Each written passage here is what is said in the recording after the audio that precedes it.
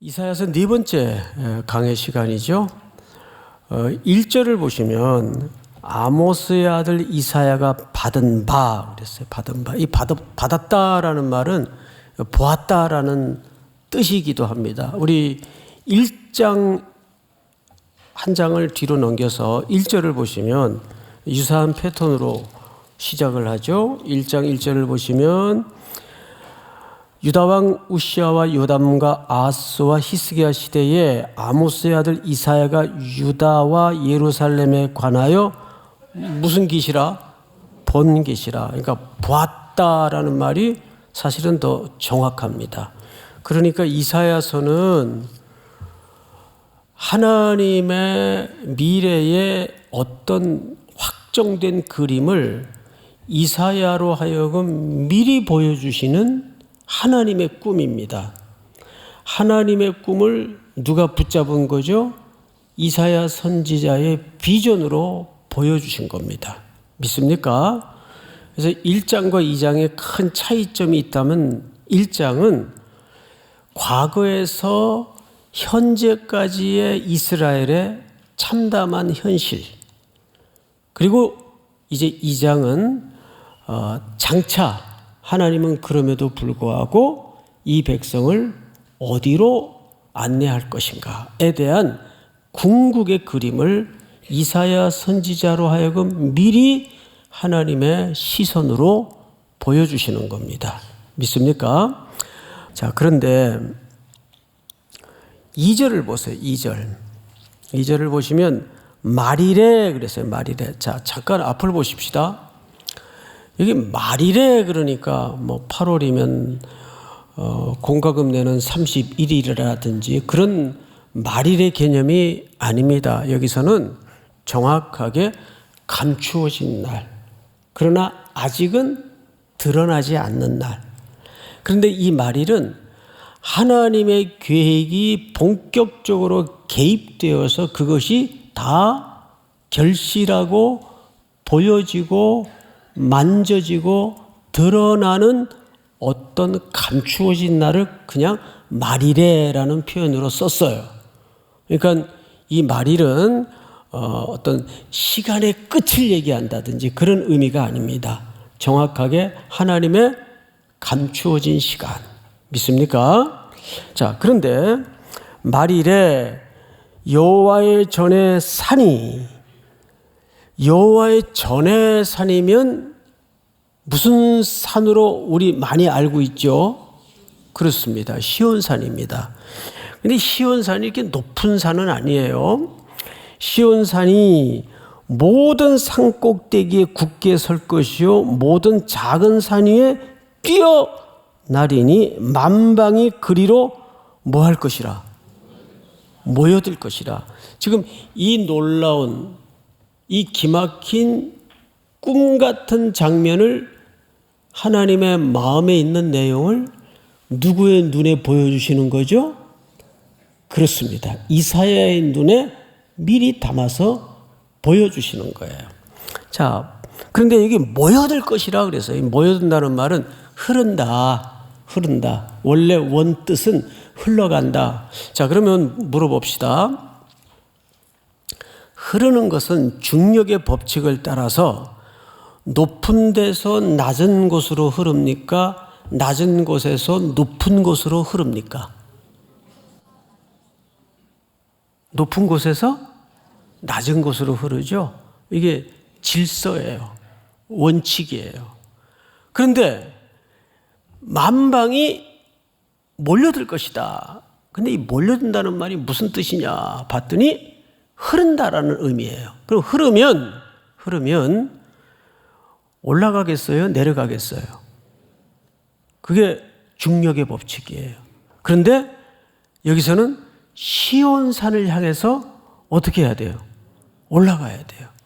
그 올라간다를 흐른다고 그런 개념을 더더군다나 사용할 수 있는 거예요? 시온산을 향한 열방들의 몰려듦, 흐름은 그만큼 격렬하게 뭐 하실 것이다. 그 시온산을 사모하는 열방의 헐떡거림의 사모함이 그렇게 격할 것이다. 이거를 문예적으로 이렇게 표현을 한 겁니다. 다시 성경을 보십시다. 3절. 많은 백성이 가며 이르기를 오라 우리가 여호와의 산에 오르며 야곱의 하나님의 전에 오르자. 자, 하나님 앞에 무슨 수식어가 있나요? 야곱의 하나님. 야곱의 하나님이라는 걸로 봐서 이 소리는 이방인들이 하는 소리일까요? 이스라엘 백성들 자체가 하는 소리일까요? 이방인들이 하는 소리입니다. 여기서 야곱의 족속의 하나님이라는 말은 어마어마한 첫 번째 오늘 말씀을 통해서 여러분들이 붙잡아야 될 선교적 명령입니다.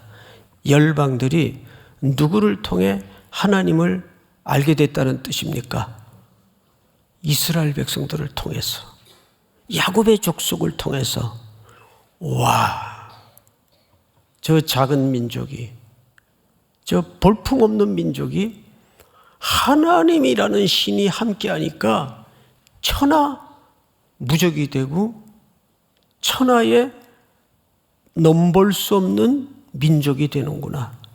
그거를 요셉의 시대도 그랬고 야곱을 수많은 원수들이 무너뜨리려고 했지만 못 무너뜨렸어요. 해하지 못했어요. 한 시대가 요셉을 무너뜨리려 했지만 무너뜨리지 못했어요. 열방들이 그거를 보는 거예요. 도대체 저들이 모시는 신, 저들이 섬기는 신은 뭘까? 그들이 서로 부족하더라도 열방이 그들을 군박하고 괴롭혔던 민족들이 누구를 경험하고 누구를 배우는 겁니까? 하나님을 경험하고 하나님을 배우는 거예요. 그래서 그들이 여기 하나님 앞에 그냥 하나님이라고 말하지 않고 야곱의 하나님의 전에 이르자. 그러면 이 속에서 무슨 선교적 명령을 우리가 붙잡을 수 있는 거예요?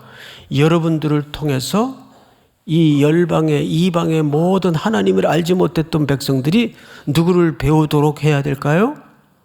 예, 하나님을 경험하고 하나님을 배우도록 해야 되는 선교적 명령이 담아진 표현이 야곱의 하나님. 믿습니까? 그 야곱은 완성된 야곱이 비록 아니에요. 완성된 야곱이 아니지만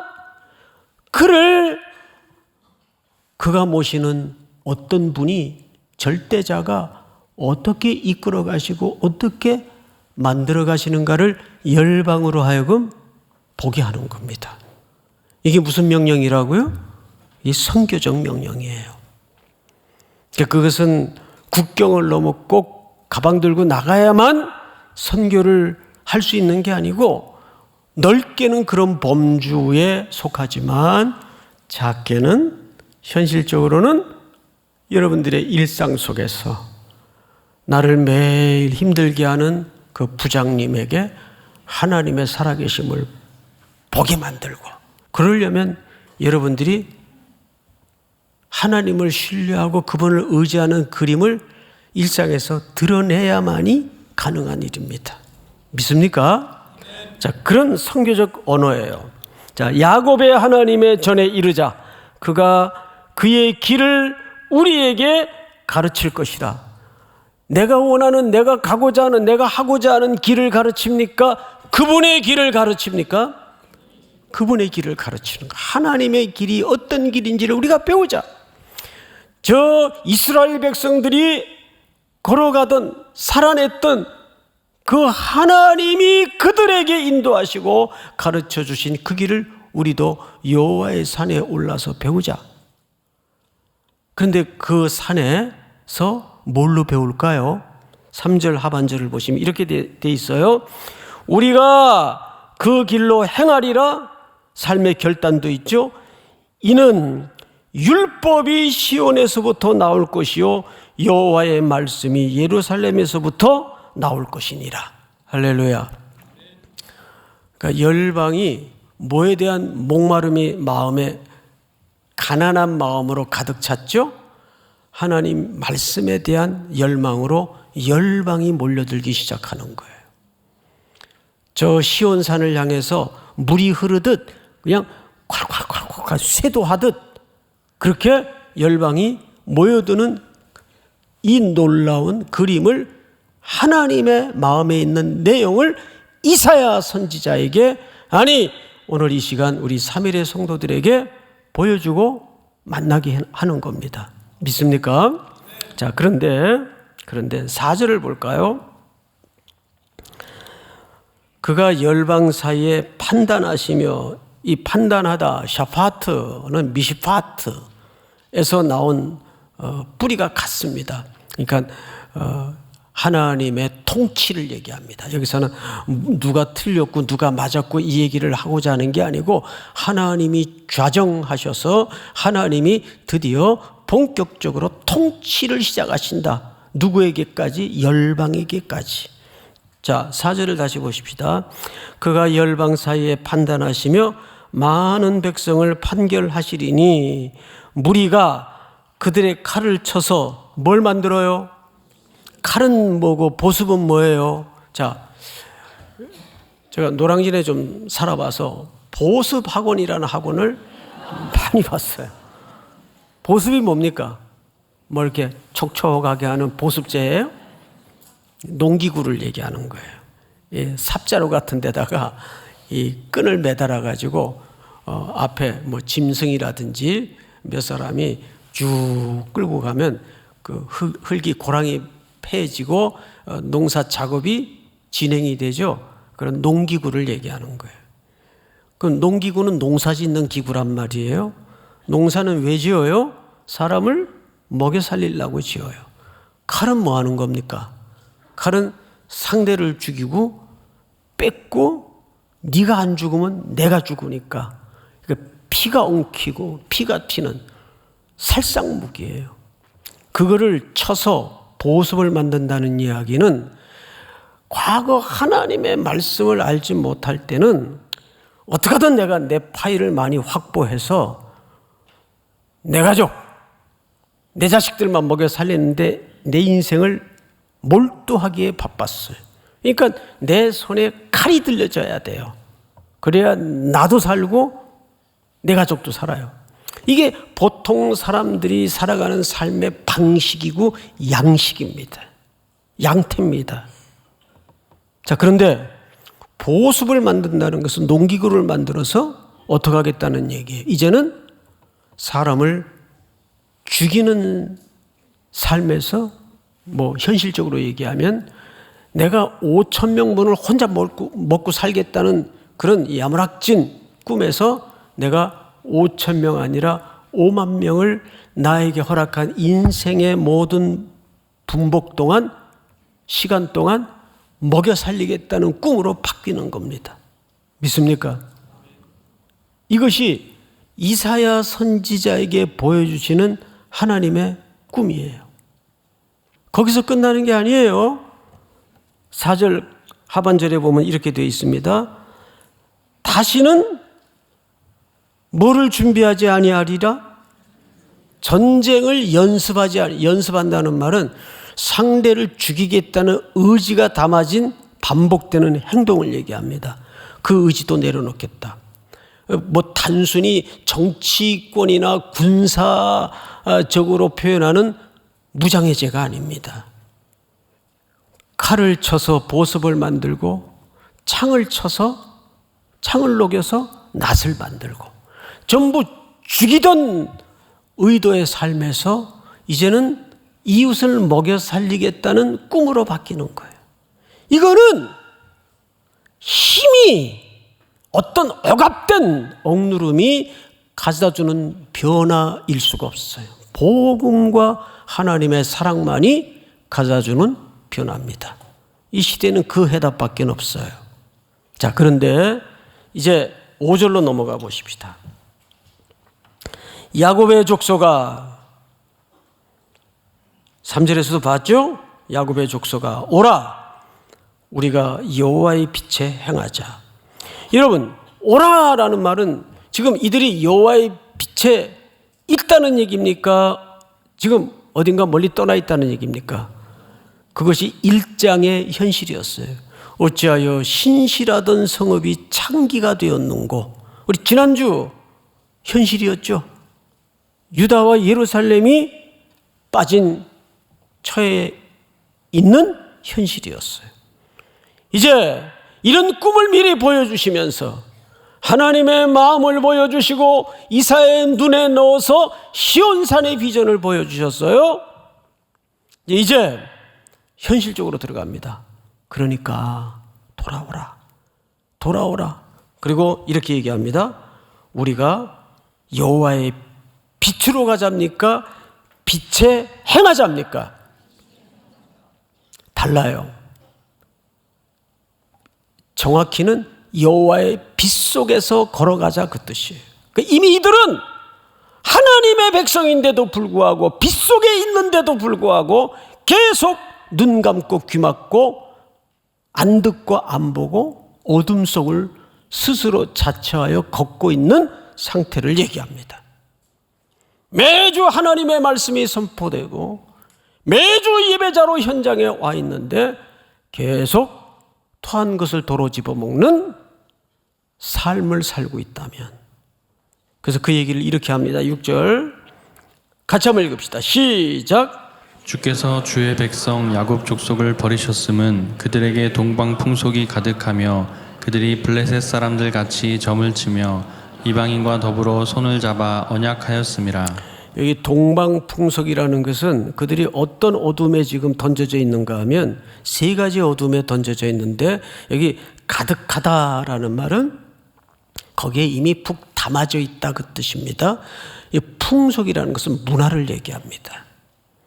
지난주도 잠깐 언급을 드렸지만 여러분, 문화라는 것은 하루아침에 갑자기 떨어지는 게 문화가 아니에요. 오랜 세월 천착되어서 자기도 모르는 사이에 익숙해 있고 이게 선인지 악인지도 구분하지 못한 채 젖어 있는 상태가 문화입니다. 문화.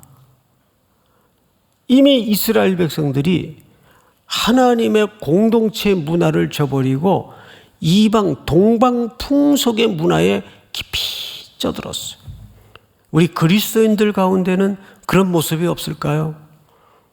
두 번째 가득한 게 뭘까요? 7절을 보세요. 땅에는 은금이 가득하고 보화가 무한하며 그 땅에는 마필이 가득하고 병거가 무수하며.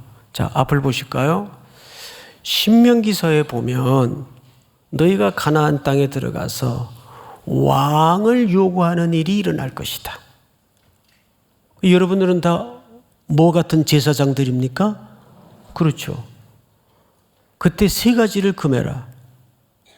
조심시켰어요. 첫째는 아내를 많이 두지 말 것. 두 번째는 은금을 많이 두지 말 것. 세 번째는 병마를 많이 두지 말 것. 이거 솔로몬 때 다 깨집니다. 그러니까 이상하게 솔로몬하고는 사이가 좋아질 수가 없어요. 네? 이게 솔로몬 때 다 깨집니다. 왜 그랬을까요? 그 금지한 이유가 뭘까요? 이 백성은 하나님만 의지해서 살도록 만들어졌어요. 그렇게 설계된 겁니다.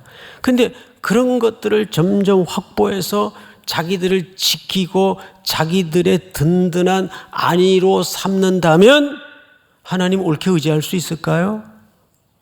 옳게 의지할 수 없어요. 그러니까 불안하죠. 그러니까 그런 것들을 점점 더 많이 확충합니다. 병마 사들이고, 솔로몬 때 애굽에서 얼마나 많은 병마를 수입해다 놓았습니까? 너무 많이 수입해 와가지고 도로 팔아요, 그거를. 이런 일들이 이스라엘 땅에서 벌어지는 거예요. 그러니까 그 행위 속에는 하나님을 제대로 의지하지 못하는 깊은 불신앙을 여지없이 드러내는 거죠. 그런 것도 지키려니까 더 많은 착취가 일어나고 더 많은 군비 확충이 일어나고 백성들은 계속 죽어라 하고. 근데 이게 꼭 뭐와 맞물리는지 아세요? 마지막 세 번째로 우상 숭배와 맞물려요. 8절을 보십시다. 그 땅에는 우상도 가득하므로 그들이 자기 손으로 짓고 자기 손가락으로 만든 것을 경배하며. 왜 그럴까요? 눈에 보이는 우상이 자기들에게 복을 주는 방법이 더 확실해 보이니까 그런 것들을 더 많이 확충하고 더 많이 보장시키고 하기 위해서 우상 숭배에 더 열광적으로 빠지게 되어 있습니다. 여러분, 어느 나라든지 이 만몬의 신이 우상이 되어 있는 데는 우상 숭배도 같이 발전을 합니다. 꼭 그렇게 공식이 돼 있어요. 자, 여기 세 가지가 가득하다 그랬어요. 동방풍습, 이방의 문화가 가득하고 금은보화와 병마와 마필이 가득하고 세 번째는 우상 숭배가 가득하고. 자, 이것을 어떻게 해야 될까요? 9절을 보십시다. 천한 자도 절하며 귀한 자도 굴복하오니. 그러니까 이런 만몬의 우상 앞에는 빈부귀천이 없더라. 다 넘어지더라 그 말이죠. 로마서 3장을 빌려 표현하자면 모든 사람이 죄를 범하였음에 하나님의 영광에 이르지 못했다. 정확히 그 표현입니다. 천한 자도 굴복하고 귀한 자도 굴복하고 뭐 앞에는? 돈 앞에는 장사가 없더라 그 말이에요. 자, 10절. 너희는 바위 틈에 들어가며 진토에 숨어 여호와의 위엄과 그 광대하심의 영광을 피하라. 그리고 11절 다 같이 한번 읽겠습니다. 시작. 그날에 눈이 높은 자가 낮아지며 교만한 자가 굴복되고 여호와께서 홀로 높임을 받으시리라. 여기서 말하는 이 11절의 결론은 답은 여호와께 피하는 길 외에는 답이 없다 그 뜻입니다. 인류는 여호와께 피하는 길 외에는 답이 없어요. 절망스러워 보이는, 그러니까 처음에는 4절까지 누구의 비전을, 누구의 꿈을 보여주셨습니까? 하나님의 비전과 하나님의 꿈을 시온산의 비전으로 보여주셨어요. 그 숨막히는 비전이 이루어지기 위해서 이 백성들은 여호와의 빛 속으로 걸을 수 있도록 돌아와야 됩니다.